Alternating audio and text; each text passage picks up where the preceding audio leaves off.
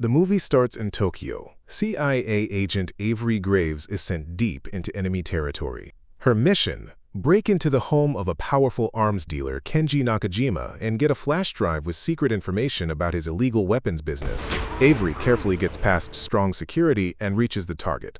Kenji is shocked. His safe place has been broken into. Who do you work for? CIA? Hurry up. He tries to pay Avery to stay quiet, but she does not stop. Her goal is the flash drive in his safe, and she will not leave without it. At first, the mission goes well, but when Kenji's backup arrives, things get violent. Kenji escapes with the flash drive. Avery, hurt in the leg, pushes through the pain and chases after him. She fights many armed guards and will not give up. In the end, she gets the flash drive and defeats Kenji inside his mansion. After the mission, Avery goes home to a quiet life. Her husband David is there. He believes she has a normal government job in consular security. Her real work is a secret. While Avery works in secret, David works from home, managing cargo records. To celebrate their wedding anniversary, David cooks dinner. Avery wants a break from her double life and suggests going out. They drive on a road David once proposed on. He talks about a vacation they have postponed for a long time. For Avery, taking time with him feels very important. The next morning, Avery tells David to keep the weekend free. She wants real time together. While he gets ready, Avery heads to headquarters to review data from Kenji's flash drive. It reveals that Kenji's company has been supplying weapons to terrorists, and shockingly, Callie, a legendary assassin, is behind it. Jarvis notices something strange. Callie's recent hits don't match his usual pattern. He's been taking contracts from the Russian mob, targeting people he normally wouldn't. Avery digs into agency records but finds only minor killings. Nothing like Callie's usual work. Something big is brewing. Later, neighbors invite Avery and David to dinner, but she declines. They plan a weekend getaway. Back at home, Avery finds her dining room destroyed. A stranger calls. David is alive, but in danger. Where's my husband? To save him, Avery must retrieve a secret file hidden in a prisoner's fake tooth at a CIA black site. Hidden in his fake tooth is a file. You are going to steal it for me. She has 9 hours. Alerting the CIA will kill David immediately. Avery contacts hacker Serena, who agrees to help.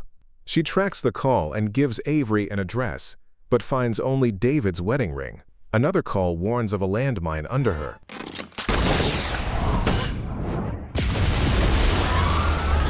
At the CIA, Avery questions prisoner Lostoka about the file Canary Black. When the tooth seal is broken, the file goes missing. Avery is now a fugitive. Director Evans warns the file could topple the government.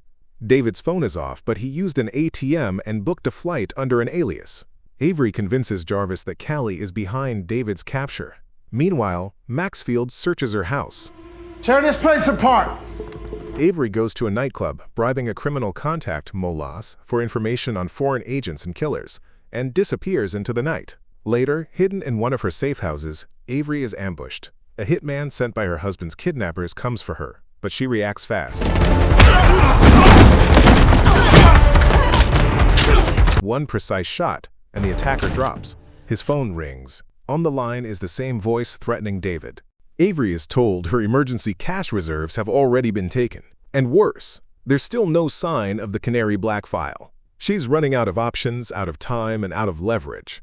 The enemy doesn't care. He wants the file. Until it's in his hands, David suffers. She has just 4 hours left. In a last attempt to shift the odds, Avery sends a coded message to Jarvis, asking to meet in an open field. When they meet, she lays it all out. She kept him in the dark because the enemy seems to know her every move. But Jarvis hits her with hard facts. She's now the CIA's most wanted agent. Her home showed no signs of a break-in, and David vanished right after buying 2 plane tickets, one in her name. Avery stands her ground, claiming she's been set up. She demands to know what Canary Black really is. Jarvis finally tells her it's a classified archive of corrupt actions committed by top government officials. He urges her to surrender, saying it's her only shot at proving her innocence. But what Avery doesn't know is that Jarvis has already called in a team to arrest her on the spot. Agents move in and take her into custody. On the ground, now! Get the fuck off me! She's rushed towards CIA headquarters for interrogation and to recover the missing file. But before they get far, the convoy is attacked. A group of unidentified vehicles launches a sudden assault, trying to extract Avery by force. When Avery wakes up from the crash, chaos surrounds her. She escapes the wreck, grabs a weapon, and opens fire on her attackers. One by one, she takes them down. But when she sees the face of the man she just killed, she freezes. It's Nicholas, her quiet, friendly neighbor. Back at CIA headquarters, Jarvis learns David never arrived in Vienna and then receives a photo of Niklaus, dead. Stakes rise. David is held captive, while Abby is furious over her husband's death and blames Avery. Brev reminds her death is part of the job, but allows her to target Avery after they secure the file. Avery meets Mola and pays him for intel. Under pressure, he reveals the Kruger brothers and Callie are back, though Callie owes the Russian mob. Avery also discovers her friendly neighbor is an Austrian mercenary with no official records. In Austria, Director Evans meets NSA head Breznov. Tension rises as Evans offers cooperation, but Breznov hides his real agenda. Meanwhile, Avery uses a fake passport to sneak into Evans' hotel. She forces him to access the Canary Black file, breaking several fingers when he delays. With no time to spare, Avery contacts Serena and Jarvis. Using a human-lift drone, she infiltrates PLK Technologies, retrieves the file, and escapes amid alarms. The drone crashes, but Avery survives and meets Serena. They discover the file isn't corruption evidence. It's a cyber weapon capable of shutting down the internet and collapsing nations. Avery now focuses on saving David, sending a final message to Jarvis to track her phone. She rushes to a phone booth in Gajiva Alley but arrives too late. The call goes unanswered. Suddenly, someone stuns her unconscious. At CIA HQ, Director Evans orders a full citywide search for Avery using all surveillance tools. Everyone connected to Avery or Callie is watched. Breve locks the virus behind strong firewalls and threatens the world during a global summit. Every nation must pay 1% of its GDP, or he will release the virus. He demonstrates his seriousness by targeting Singapore. Maxfield confronts Evans, who reveals Canary Black was created by the US as a top-secret cyber weapon. So secret even the president doesn't know.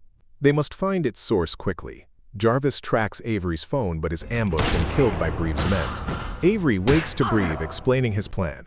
A silent cyber war to hurt millions. She begs to see David, but Breve shoots him and orders Abby to kill him too.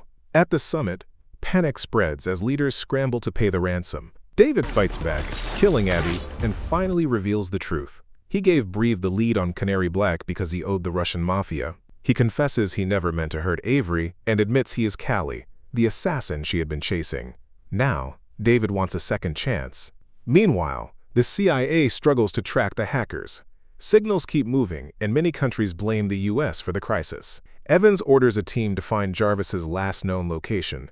Avery is devastated to find Jarvis dead, but the mission isn't over. Nearby, a wounded David shuts down the facility's power grid. Avery storms Breve's command center, fighting fiercely. She stops the transfer just in time, defeating Breznov and saving the day. She reunites with David, who wants a fresh start, but Avery silently returns her wedding ring. Too much has changed. Soon, Evans and soldiers arrive. David escapes into the night, leaving hope for the future.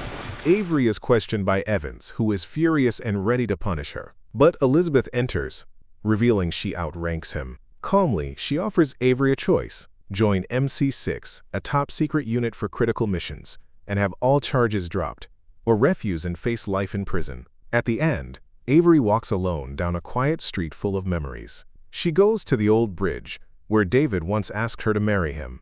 On the railing, she finds their wedding ring, left there as if waiting for her. Thanks for watching. Don't forget to subscribe. See you in the next video.